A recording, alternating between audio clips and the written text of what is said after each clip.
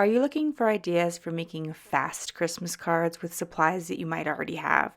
Hi, I'm Jess from jesscrafts.com, and I'm here to help you make the most of your crafty supplies and time. So let's get making. Today I am making a paper pad tutorial, which means that I will be using primarily just the paper pad to make cards, especially in this instance of Doodlebug, because Doodlebug has a lot of cut-aparts included in their collection, so often you can get sentiments and embellishments right there in your pattern paper pack. This is the 6x6 Lots of Love paper pack, and it had a piece of paper that had all of those little tags that you see. So I cut apart that piece of paper with all of the tags, and then I added the twine, and my embellishments are ready to go. There was also a cut apart sheet that included 1.5 by 2 inch cut aparts. There's this one that includes these 2 by 3 cut aparts, look like notebook paper, and then there's another one that includes these like long journaling strips. And so we're going to be using various amounts of all of that today to make the cards. Now, if you don't have a Doodlebug paper pad, you have a different collection, a lot of them will still come with some cut aparts that you can use to embellish, or you can pull in some different things from your collection, pull in printable elements from Creative Fabrica. But I wanted to show you this collection because this is actually from 2021, so this is an older collection that you might have bought, thought it was really cute, and just haven't used it yet. Or you may have another collection from Doodlebug. So this is a Valentine one, but maybe you have a Christmas one or an autumn theme or anything from them, and you just haven't used it, so you might be able to do something similar. So I have picked out some of my 6x6 no scrap templates that I think will work well with this collection, including some that I specifically designed to work with Doodlebug paper pads. So there is that paper that includes those different long journaling blocks, and we'll see that again. And I created a no scrap template designed around the measurements of that piece of paper. Or I have created one that specifically addresses those 1.5 by 2 inch cut aparts that have increasingly become popular in Doodlebug paper pads. I actually decide not to use one of this particular one, this is sketch number 36 that I pick out, but I am going to be using 6 different sketches today. And there is that new one. So I've never shown this sketch before, but I've used something similar. And so it is going to be paper busting template number 43. I'll make a dedicated video for it in the future, but it just is basically the like simplest layout to include those 1.5 by 2 inch cut aparts. And as I go through and I pick my papers, I'm going to be thinking about whether or not a particular template needs directional paper or if it doesn't matter, or I'm going to be picking like if I know I have those 1.5 by 2 inch cut aparts, of course those are going to go in the envelope with that sketch. And so here I have these poly envelopes, and I picked them up on Amazon and I use them constantly. You've seen them plenty of times in my videos. And I put in the cardstock that I've picked out, the pattern paper, the number of card bases, the template, all of these things. And as I cut up the pieces of pattern paper, I put them back in the envelope, and it keeps everything really, really organized. And it's a way I'm able to make 52 cards in this way of processing things more quickly.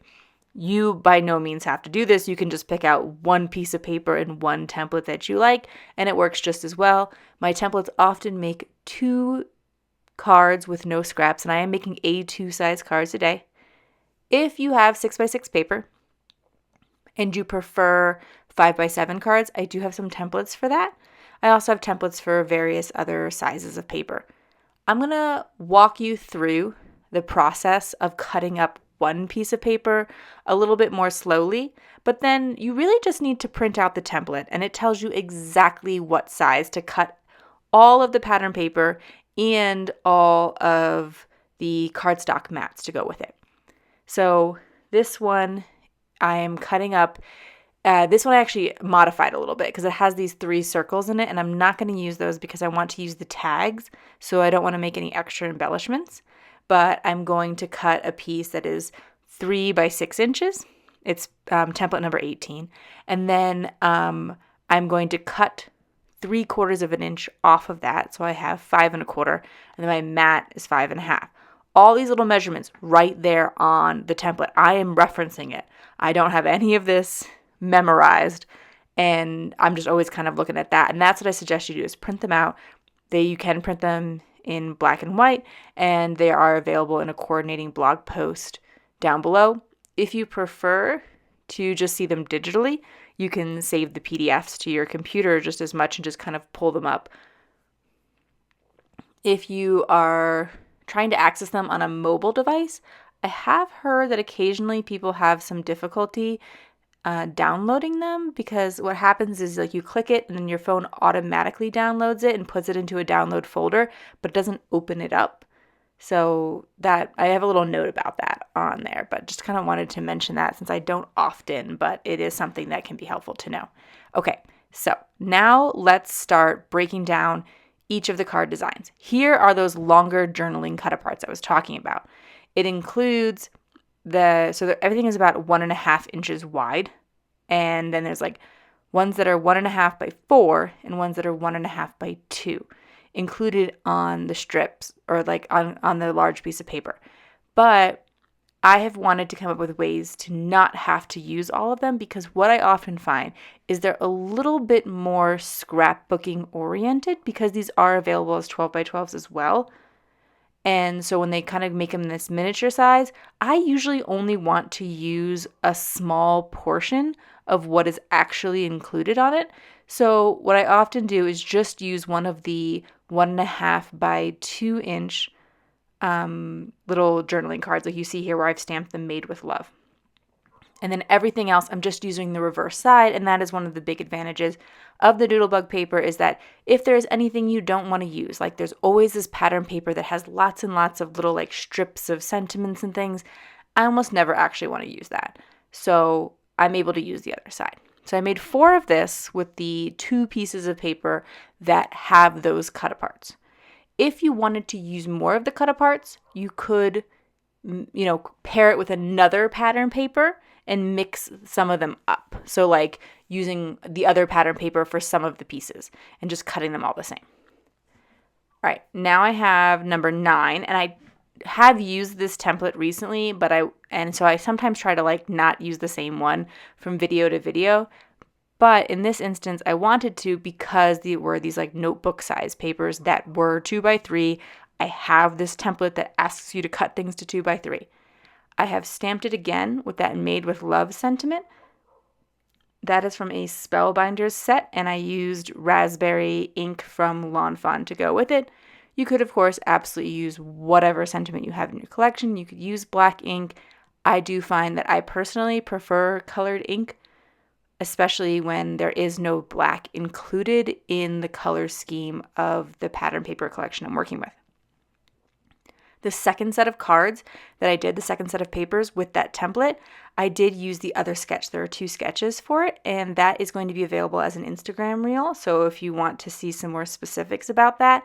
However, those pictures at the end where it shows you all the cards that I made, because I made 52 cards, but I'm not going to, film me making 52 cards. That would take forever. You can see those still pictures at the blog post. So you can see all 52 cards, and there'll be a little card drop at the end where I show you all of them. But I'm just going to kind of highlight one card of each. So here you can see again, I'm mixing pattern papers. So I have the hearts on one side and the flowers on the other. And so I have used the flowers for some of the pieces and the hearts for the other piece. There I accidentally mixed up which of the tags I wanted to use, and the other tag was supposed to be for the Instagram reel one. Again, I have used 2 different pattern papers for this same card, and you can see how many of each card, but also when you go to the blog post, like it'll tell you, I used 2 pieces of 6 by 6 paper, and that made 12 cards or 8 cards or however many cards. Here are those cut-aparts. So in the pattern paper collection, you get 2 pieces of paper that are completely made up of 1.5 by 2 inch cut-aparts.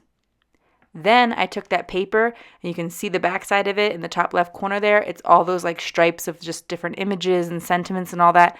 I always find those challenging to use, so I usually just use the flip side, which is that I'm trying to remember what the design, it puts polka dots. And so I'm just using the polka dot side because I could take the cut aparts and use 4 different cut aparts. However, most of them have sentiments on it, and it would be a little bit much to have 4 sentiments on a card. So I usually just picked 2 of the sentiment cut apart type ones and then 2 of these more plain polka dot ones. You could just get it down to 1 of the cut aparts if you want. But I tried to pick ones that like made sense together. Like that one said hello, and then the other sentiment said sending all my love. And so those kind of make sense together. But that is how I made those choices. This one is template number 40. It does tell you how to cut the mats such that there isn't this overhang that you're going to see. I tend to just cut the mats a 1/4 inch bigger. All of my mats are generally a 1/4 inch bigger. Every once in a while they're not because measurements don't work out for the card.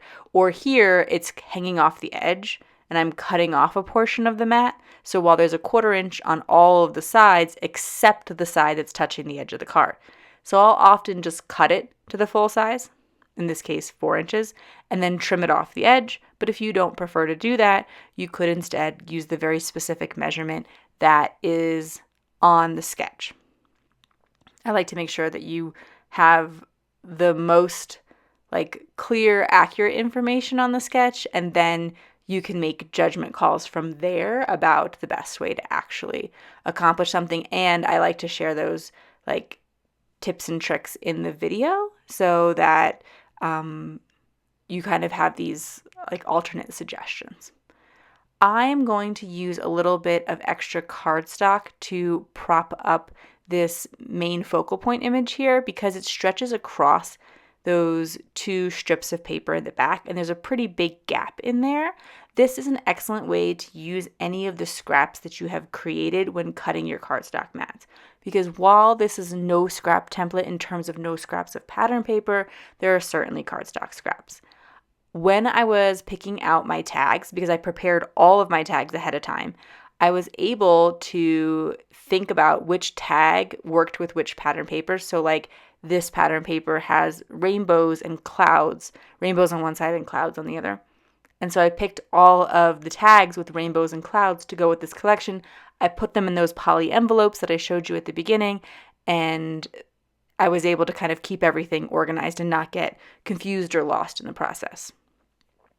This is the one where this is the last card design I'm going to be using today, and this is the one that I changed the most. I will occasionally change little things about the card design, but this is a pretty significant change.